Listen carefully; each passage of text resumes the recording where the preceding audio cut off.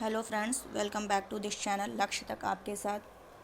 Guys, आज है 23 जनवरी और जैसा कि आप सभी को पता है कि आज यूपी टेट का पेपर हो चुका है और इसी से रिलेटेड आपके लिए आंसर की लेकर के आए हैं। तो अभी तो फ़िलहाल हम पार्ट 5 इन्वायरमेंटल स्टडीज़ के आंसर बताएंगे। टोटल 30 क्वेश्चन है, बहुत ही इजी पेपर आया था। आई होप आपके 30 के 30 सही हुए होंगे। फिर भी एक बार चेक कर लेते हैं कि किसका क्या राइट आंसर होगा। तो देख लेते हैं कि पहला आंसर है। इसके बाद मैं एक एक करके, थोड़ा टाइम मुझे चाहिए, एक एक करके सारे पार्ट का आंसर की हम अपने वीडियो के थ्रू आपको बता देंगे। अभी फ़िलहाल इस पर देखते हैं। 30 क्वेश्चन है, जल्दी से इसको देख लेते हैं। पहला क्वेश्चन क्या है, सबका अलग अलग क्वेश्चन होगा, मतलब क्वेश्चन तो एक ही होगा लेकिन इधर उधर होगा, तो आप लोग देख लीजिएगा उसको। तो देख लेते हैं। पहला क्वेश्चन क्या है कि सर्वाधिक जैव विविधता पाई जाती है, कहाँ पाई जाती है। ऑप्शन है फूलों की घाटी, दोरांग घाटी, शांत घाटी या सुरमा घाटी। तो सबसे ज़्यादा जैव विविधता जो देखने को मिलती है शांत घाटी में मिलती है। ये क्वेश्चन हो गया। सेकंड क्या कह रहे हैं, एलपीजी के संदर्भ में क्या असत्य है। तो क्या असत्य है इसमें, मीथेन उत्सर्जित करने वाला, मीथेन उत्सर्जन करने वाला ये असत्य है। नेक्स्ट क्या है, पारिस्थितिक तंत्र के घटक क्या हैं। तो क्या हैं घटक, तो इसमें उत्पादक, एक मिनट, इसमें जो घटक हैं उत्पादक, उपभोक्ता और अपघटक, प्रोड्यूसर्स, कंज्यूमर्स एंड डिकम्पोजर, ये तीनों जो हैं पारिस्थितिक तंत्र के घटक हैं। नेक्स्ट क्वेश्चन क्या कह रहा है, मकर रेखा किसे कहते हैं। जैसा कि आपको पता है कि एक होती है कर्क रेखा, एक होती है कर्क रेखा और एक मकर रेखा, एक मकर रेखा। तो कर्क रेखा नॉर्थ में होती है और मकर रेखा साउथ में होती है। तो यहाँ पे क्या आंसर हो जाएगा करेक्ट, 23.5 डिग्री साउथ, दक्षिणी में क्या है मकर रेखा। तो थर्ड ऑप्शन यहाँ पे 23.5 डिग्री दक्षिण जो है, साउथ जो है, एस वो सही है, मकर रेखा। नेक्स्ट क्वेश्चन क्या है, इकोसिस्टम शब्द का सर्वप्रथम किसने प्रयोग किया था, इकोसिस्टम शब्द का। तो इसका राइट आंसर होना चाहिए डॉक्टर एजी टांसले, ये राइट आंसर है। नेक्स्ट क्वेश्चन देख लेते हैं। क्या है, निम्न में से कहाँ आर्सेनिक द्वारा जल प्रदूषण सबसे ज़्यादा देखने को मिलती है। तो ये कहाँ देखने को मिलती है गाइस, वेस्ट बंगाल में। कहाँ देखने को मिलती है, वेस्ट बंगाल में। नेक्स्ट क्वेश्चन देख लेते हैं। भारत में पश्चिमी घाट के दक्कन शुष्क हैं, रीज़न क्या है, क्यों शुष्क हैं। तो रीज़न इसका ये है कि यहाँ पर क्या है, रेन शेडो प्रभाव है ये। नेक्स्ट क्वेश्चन क्या है, वन जीव सुरक्षा अधिनियम पारित किया गया था, कब पारित किया गया, वन्य जीव सुरक्षा अधिनियम। तो इसका आंसर क्या होगा, 1972। तो जिसने भी 1972 लगाया है उसका आंसर सही है। नेक्स्ट क्वेश्चन क्या है, वायुमंडल की ऊपरी सीमा पर प्रति इकाई क्षेत्र में प्राप्त होने वाली सौर विकिरण क्या कहलाती है, सूर्य तप कहलाती है। ये भी आपका राइट आंसर है। नेक्स्ट क्वेश्चन क्या कहता है कि किस देश के संविधान से मौलिक कर्तव्य लेगा। अभी लास्ट कल ही मैंने एक अपलोड किया था वीडियो, उसमें मैंने मौलिक कर्तव्य, फंडामेंटल ड्यूटीज बहुत ही डीपली समझाया था। उसी में मैंने ये टॉपिक बताया था कि मौलिक कर्तव्य कहाँ से लिया गया, किस संशोधन के थ्रू लिया गया था, कितने मौलिक कर्तव्य हैं, 11वां किससे जोड़ा गया। तो ये सारा मैंने उसमें बहुत डिटेल से, और ये देखिए क्वेश्चन यहाँ पर दे दिया, किससे लिया गया, यूएसएसआर से लिया गया, सोवियत संघ जिसको कहते हैं। ठीक है, ये क्लियर हो गया होगा।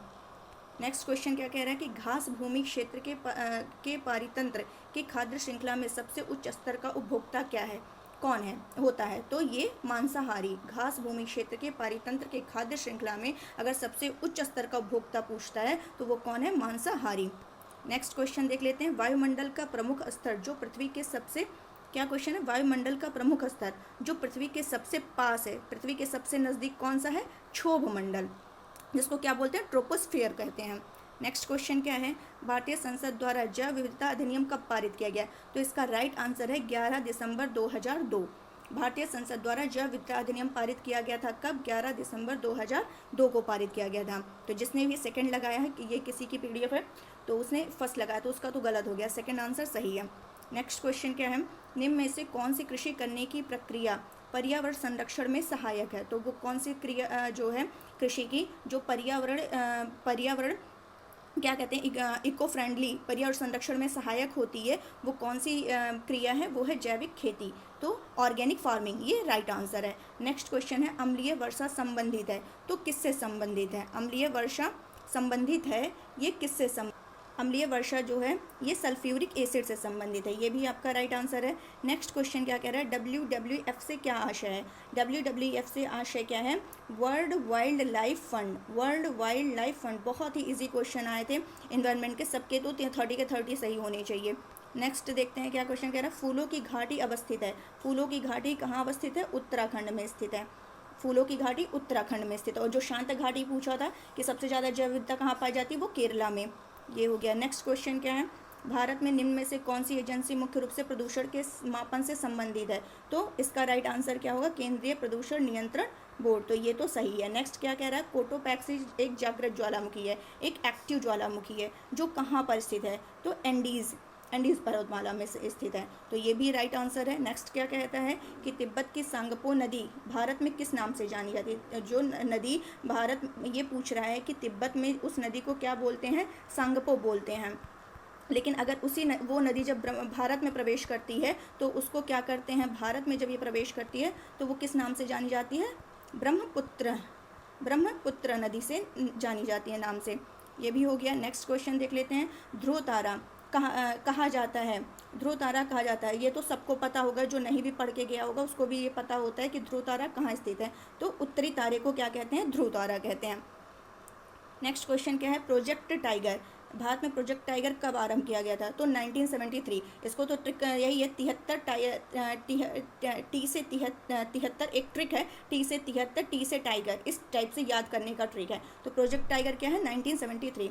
कान्हा राष्ट्रीय उद्यान भारत के किस राज्य में स्थित है? तो मध्य प्रदेश में है। मैं अपने डेली लेक्चर में जब भी मध्य प्रदेश का नाम आता है तो ये सारे राष्ट्रीय उद्यान मैं चर्चा कर ही देती हूँ।